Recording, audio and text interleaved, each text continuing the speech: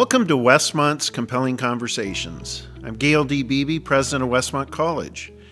In Compelling Conversations, I engage scholars, leaders, authors, and members of our community in discussions that inform us about essential issues and encourage us to take meaningful action.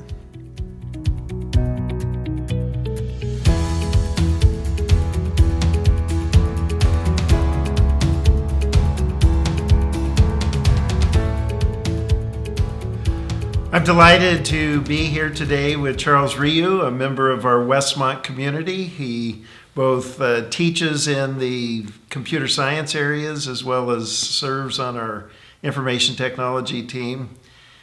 Charles, welcome to Compelling Conversations. It's wonderful to be with you. Thank you so much for having me on the show. It's my honor to be here.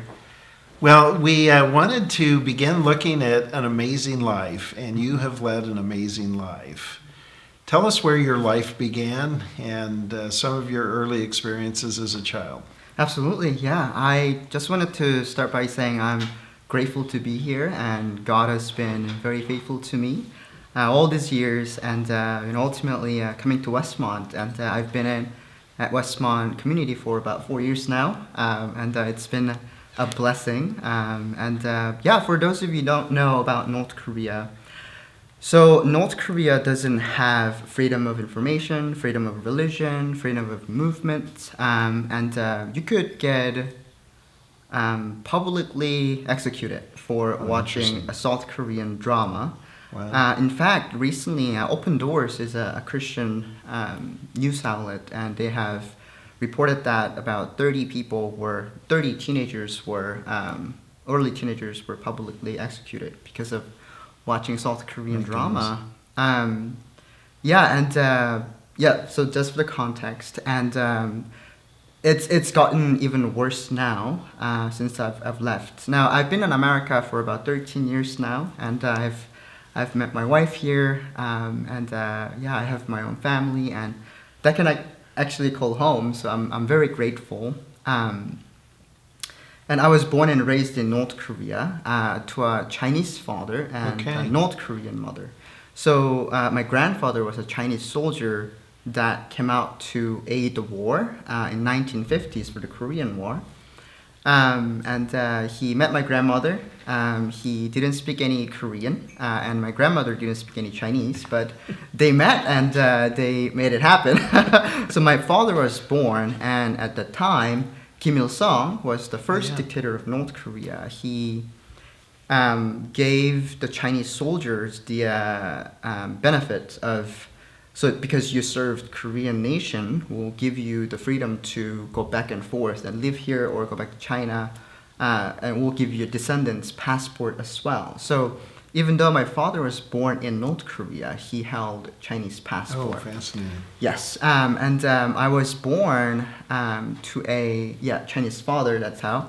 But if my father were to report me to the authorities and said that he's my son, then I would have been a Chinese citizen as well. But because I was born out of wedlock, my father didn't do that. And unfortunately, when I was 5, my dad abandoned me and my mother, and he went to China, and he didn't come back. I lost my mother when I was 11 from starvation. She had tuberculosis and the heart complications, and eventually she passed away. And from then on, my life was basically trying to survive. Again, in North Korea, the food is scarce.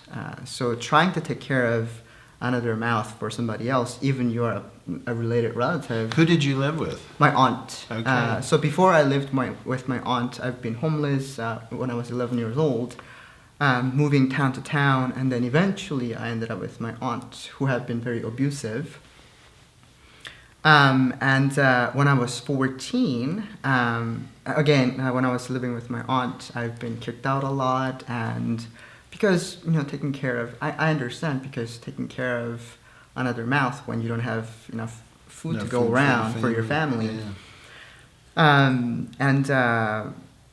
Yeah, when I was 14, my dad actually sent my half brother to my aunt's house, and because my aunt had been blackmailing my father, saying that if you don't send us money, we're going to do unspeakable things to your child. So my dad got scared, and he sent my half brother, who was like 17 years older than I am, to rescue me and bring Oh me my. into China. So the first time escaping North Korea, so my half brother helped me to escape North Korea. Okay. Right? Without me, it Was he a Chinese citizen though? he was, yes. Yeah. He was a North Korean citizen that Right. held Chinese Chinese green passport, card, yeah, yeah. a Chinese green card and the North Korean citizenship. Yeah. And my half brother bought train tickets and like traveling documents, and eventually bribed the guards to making sure that they would look away as I was swimming across the river.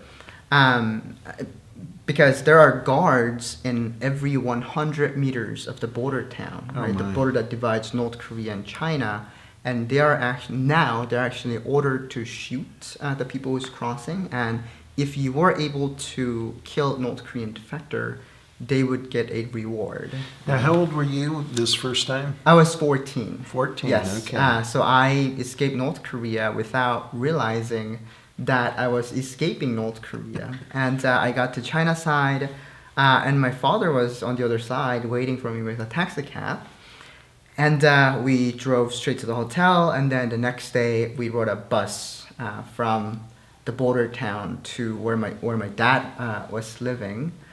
And life in China was so much better than how I used to have it. And how long would you stay with your father before returning? For about 9 months. Oh Yeah, my. for about 9 months. Because when I was in China, I could sleep all I want. I could eat whatever I want. I could watch South Korean drama all day, every day, as much as I wanted. And in North Korea, there is no 24-hour running electricity. Or even water, 24 hours, like hot and cold. So the culture shock was that, yeah, there is information available, like South Korean drama, K-pop, and all of the TVs that I could ever watch. I was really happy, but unfortunately, because Chinese government doesn't recognize North Koreans as refugees, so they arrested me and they deported me back to North Korea. And who did they deliver you back to? To the government? To relatives? Who did you go back to? Initially to the secret police. Oh, okay. Yeah, so North Korean secret police, and then the North Korean secret police do this thorough background search on you and what was your reason to leave North Korea without permission. And the reason why they conduct this thorough research about North Korean defectors is because they want to know if you're trying to defect to South Korea, because you get punished differently if you are just going in China to live there or just visiting, or if you had to try to defect to South Korea. Yeah, to join the South Koreans. Yeah, so I honestly told them, I went to China to see my dad. I did not know that I was betraying my country. And after beating me for weeks and interrogating me for days, they eventually released me to the North Korean defectors detention center, where I was where I was fed 150 kernels of corn per meal, per day. And there are people who's counting that corn, 50 pieces of corn. So you were nearly meal. starving to death. Yes. So their job is to make our lives miserable, so that. And how long were you there? I was there for about 9 months as well. My and goodness. the reason why I was released from there was because I was so malnourished. I couldn't even stand up or even lift my arm. And you were doing the forced labor every single day, 6 days a week. And in one morning we're marching in our rows, and I saw a dry vomit on the road, and I was just so hungry that I got on my hands and knees and began picking the rice out of the dry vomit. And I didn't stop eating the vomited rice until the beating from the guards were too unbearable. And eventually 9 months later, because I was just so malnourished, like I couldn't even stand up, and the guy saw me literally dying, and the manager of that facility told the guards, like, send him home. So I was finally released to my half-brother's house. Now, if I was an adult, at that point, I would be sent to my hometown, and then I will be judged, and I will go to 4 years of prison camp. Wow. But because I was a minor, under a guardian's protection, I was able to just released. I was able to be released. Well, Charles, a huge question. We're at an educational institution. So how did you become so smart? You are so capable.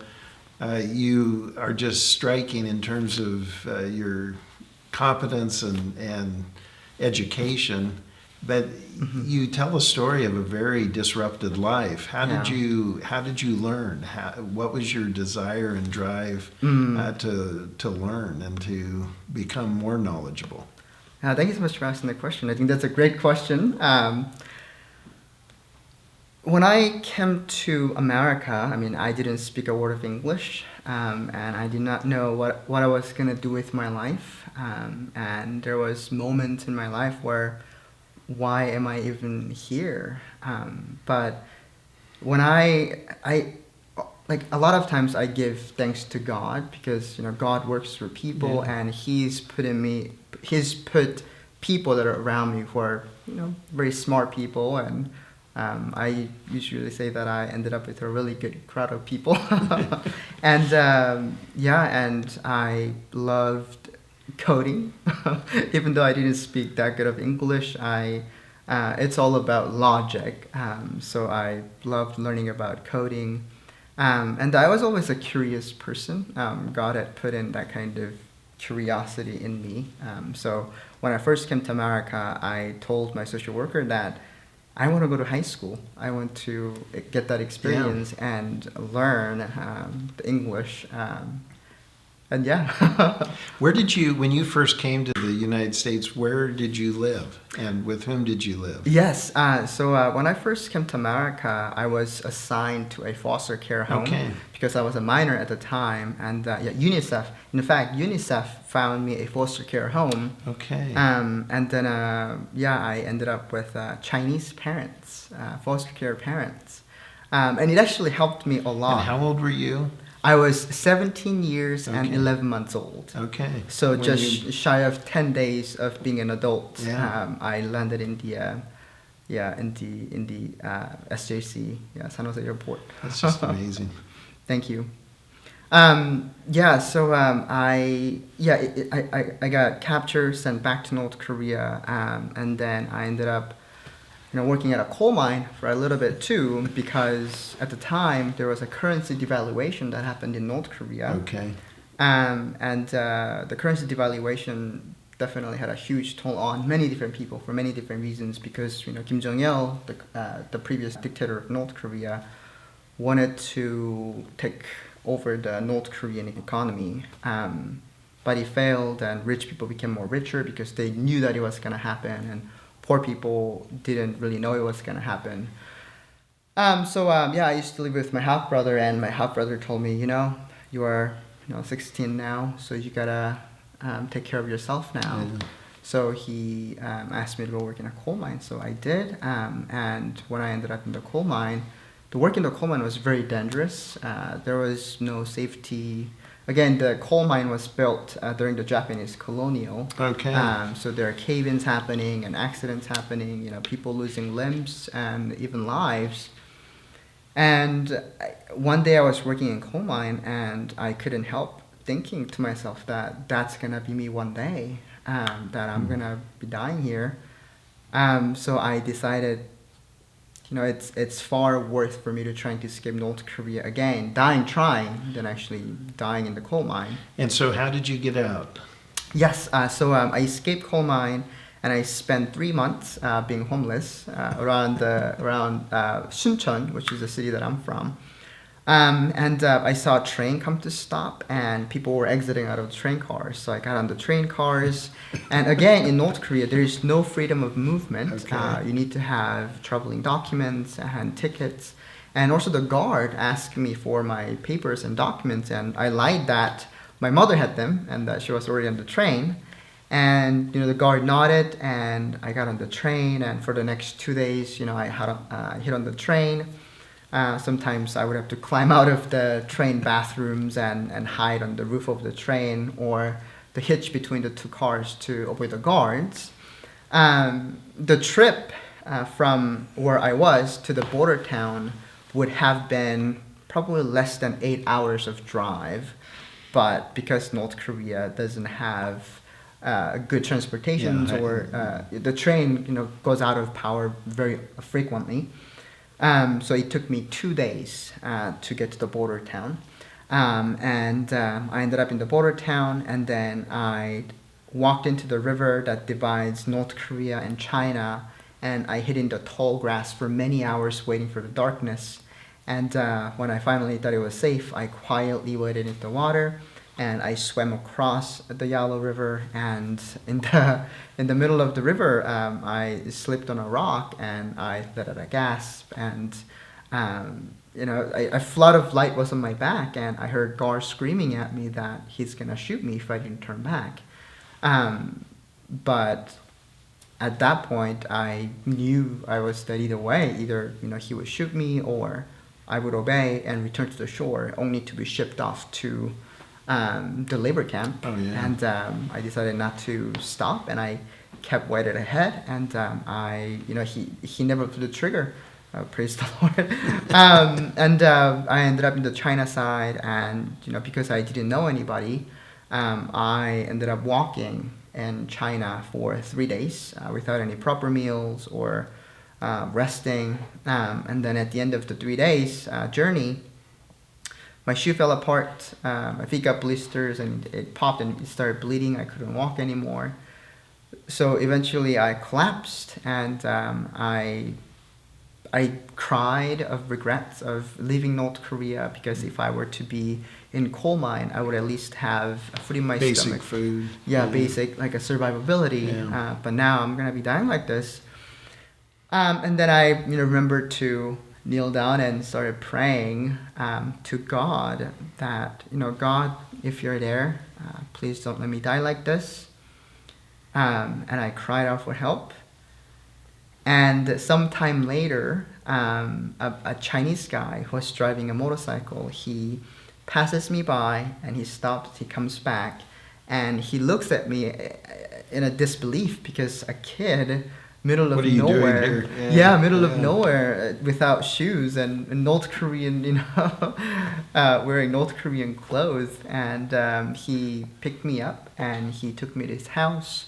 And he gave me food, medication, and the money, and he let me sleep overnight. And then next morning, he connected me to a South Korean pastor who eventually helped me to get to my dad's.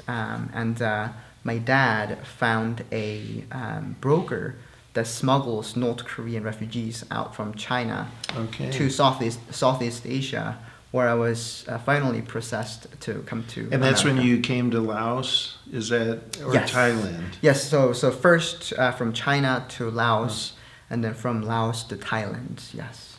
You're not even 18 yet, are you? At the time, no. Yeah, at the time. So an amazing story. As you migrated into Laos and then Thailand and eventually the United States, what were some of the key parts of that journey? Who helped you? What organizations helped you? Yes. How did you make it here? Yeah. So when I was in China, there are a lot of underground groups that helps North Korean refugee to flee from China to South Korea. So those are church groups and unpaid volunteers that work in the underground in China. So I actually ended up with one of those groups who were able to help me to get to Thailand. And my intention was not to come to the U.S. because U.S. is the #1 enemy of North Korea, and why would I come here, right? My goal was to go to South Korea, but South Korean government denied my entry because my dad was half Chinese, and therefore it makes me a quarter Chinese. So an enemy of the state?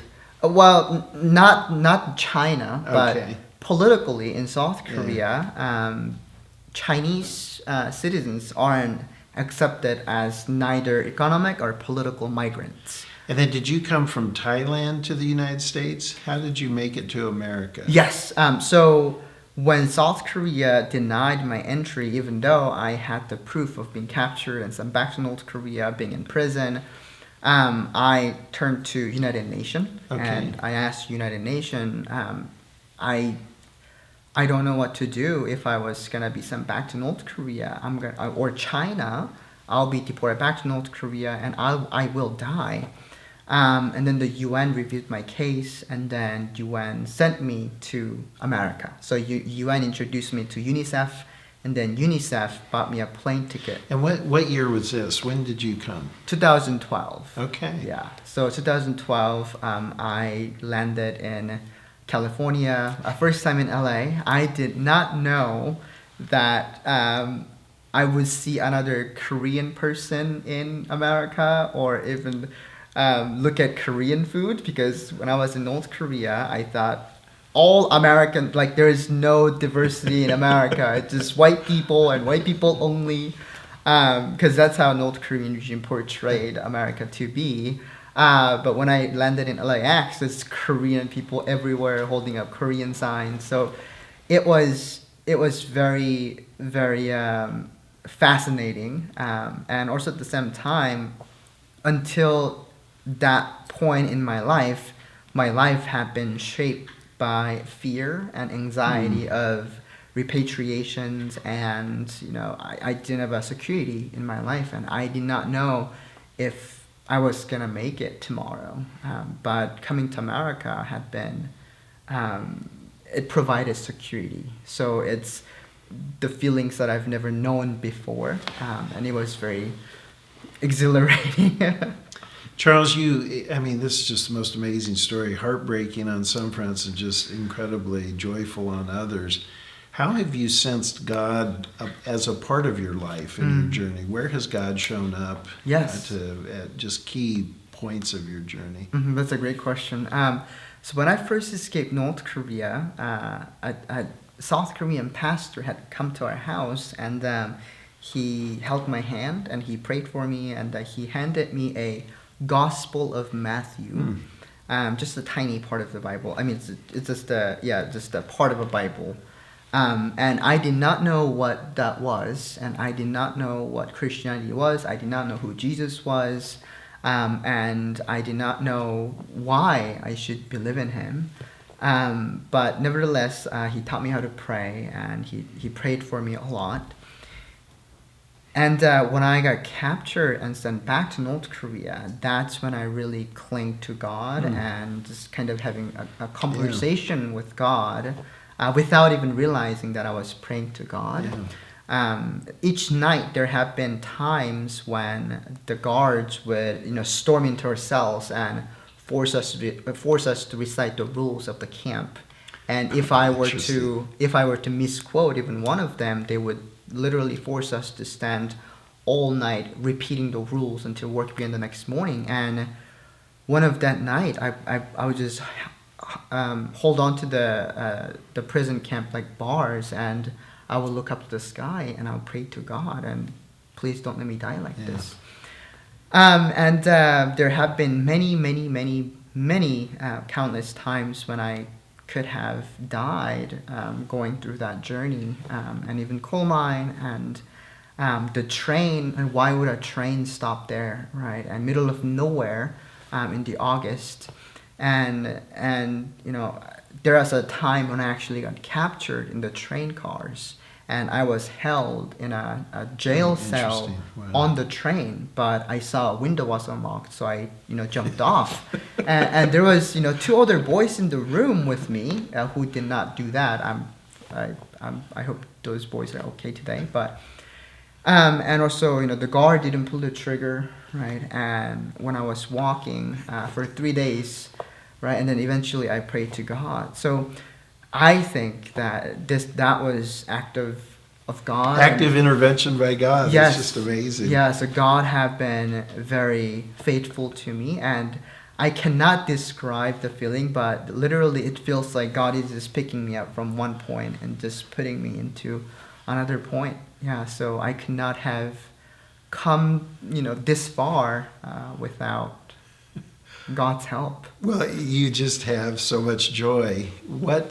You are joyful. Have you always been a joyful person? You've had an incredibly hard life, and perhaps in contrast to what your life used to be, every day is a blessing. But what is it like to really live with an open horizon, to be able to have dreams and to pursue dreams? Yes, great question.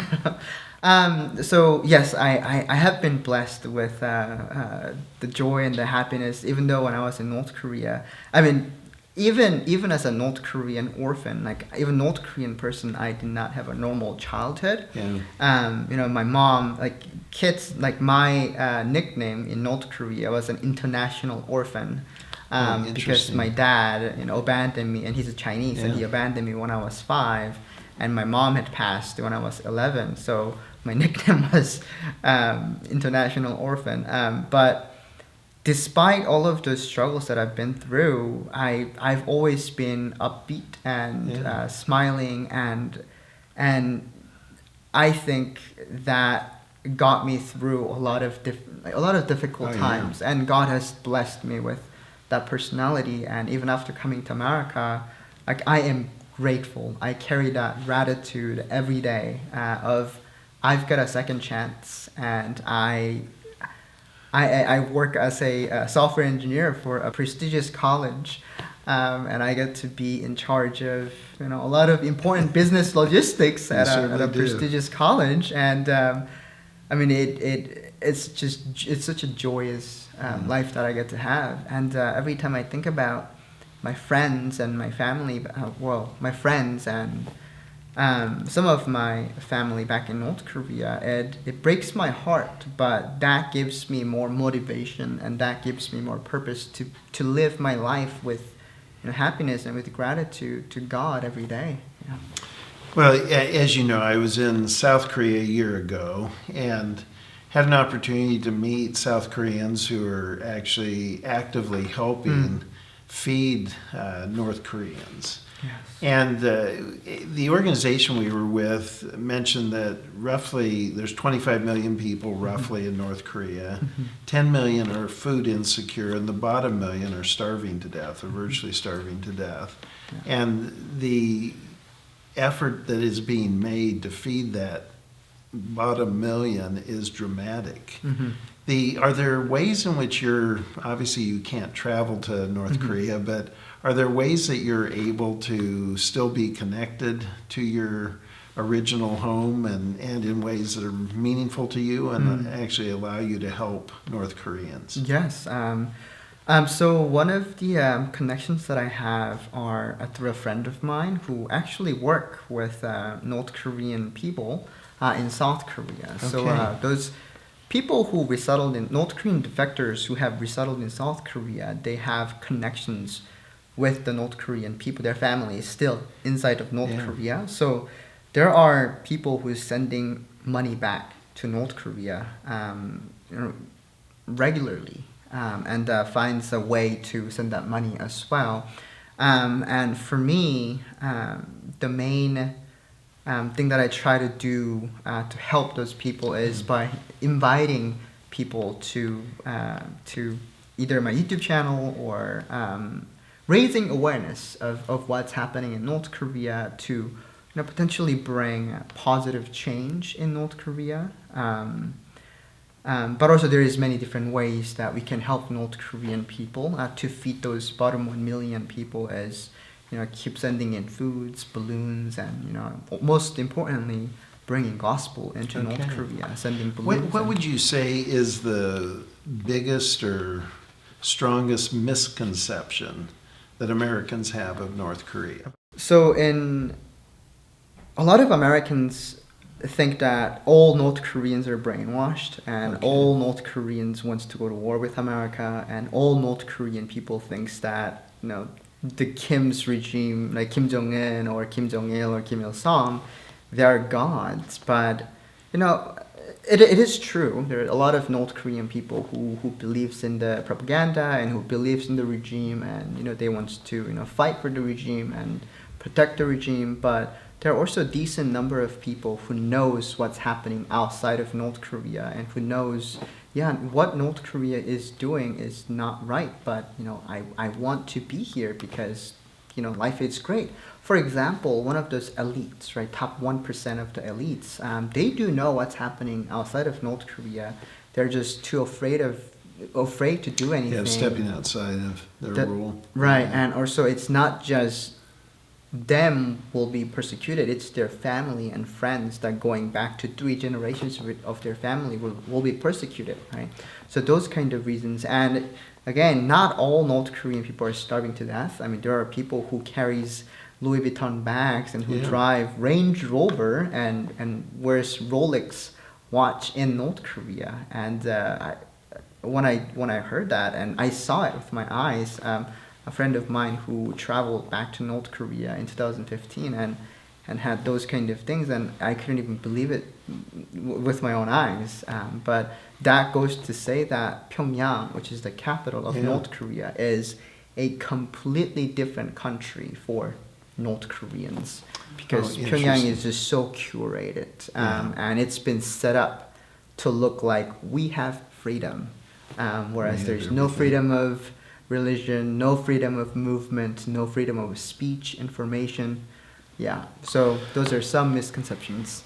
Well, St. Augustine says that our hearts are restless till they find their rest in Thee, O Lord. Mm-hmm.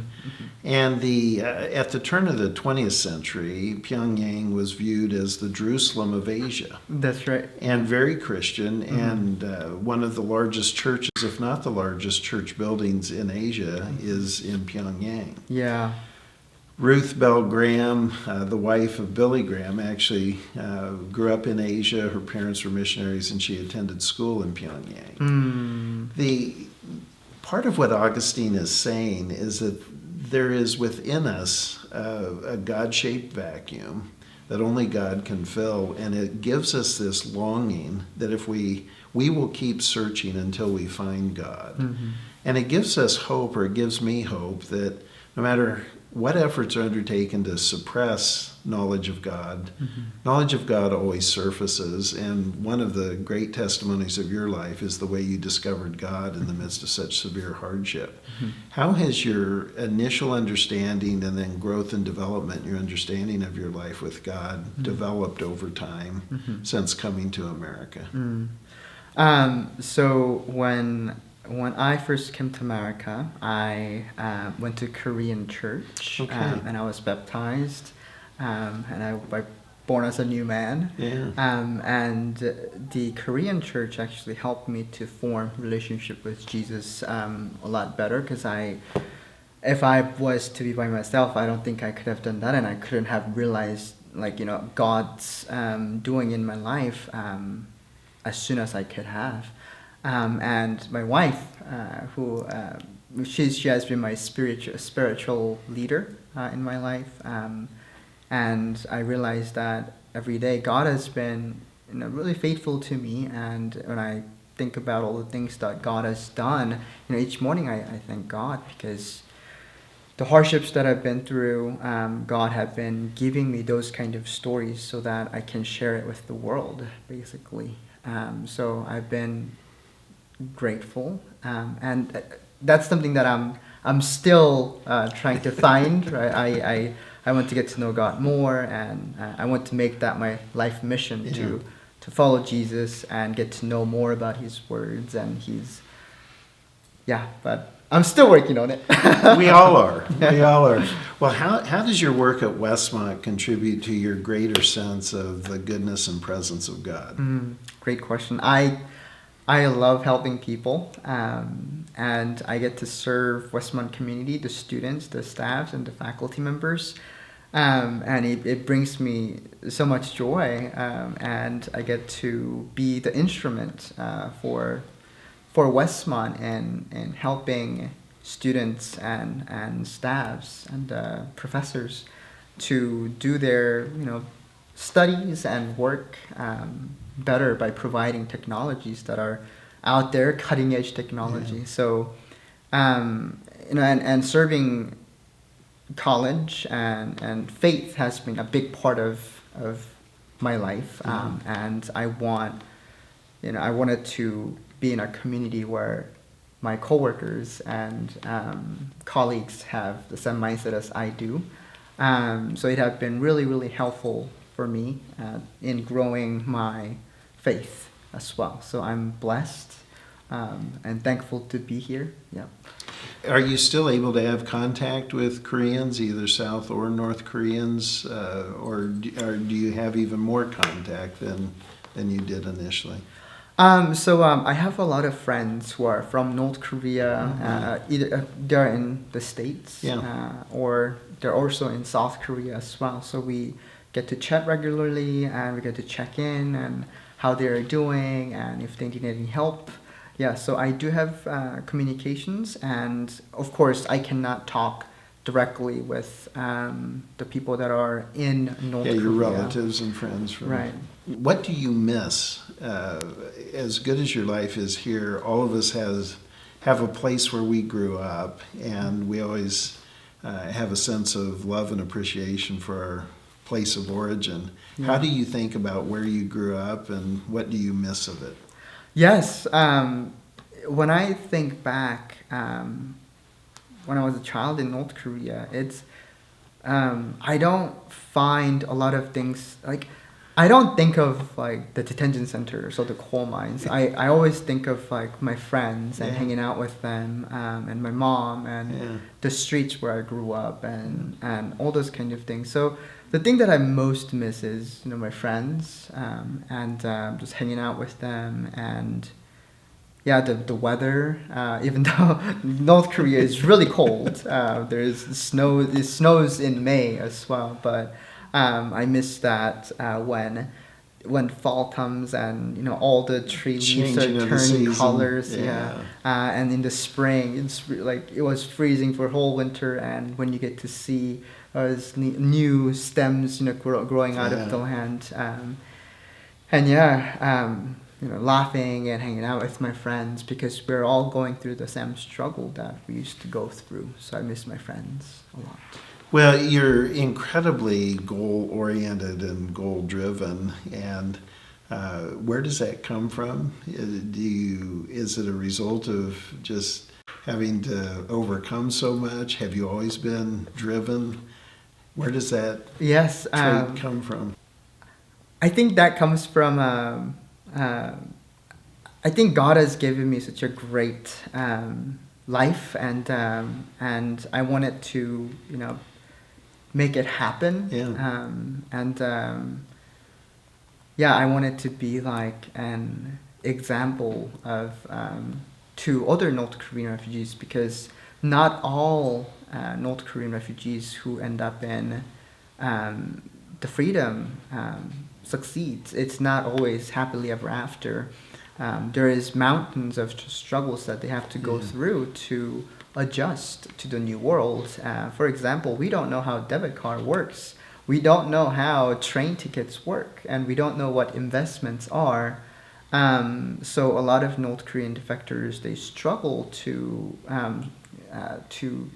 live. That's a wonderful insight. Yeah. And I wanted to. And again, like I appreciate the experience that I had in America, but it was not all that easy. But because of those experience, I became who I am today, and I wanted to set an example to different North Korean defectors and possibly the future generations of North Korean people, because there are more to come, and I believe that God will reunite us all in the end. I think those dreams keeps me going. Oh, that's beautiful. And and I love helping people. And if I get to resolve another issue today, and if I were to get to make another person's day easier, I think of it as job well done. Well, Charles, as you look out and you're 50 years older than you are today, and you look back, what do you hope your life has meant, and what do you hope are the memories that you cherish? First of all, I will probably be driving RV around the United States, visiting all different 50 states, because that's a goal of mine. I wish I could have raised more awareness of what's happening in North Korea and shared so many stories of different North Korean people's stories, and as well as I have made impact at Westmont College, get to Well, you have made a huge impact on Westmont College, and you are just an inspiration. We are so thankful you're here, so thankful that God brought you to Westmont. I'm grateful.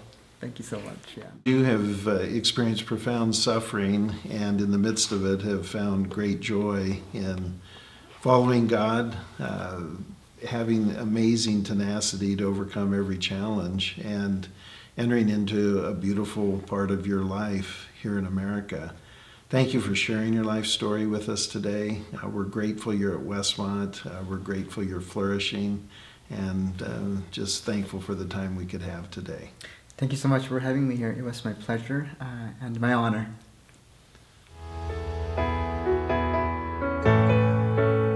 Join us next time for another compelling conversation with President Gayle D. Beebe.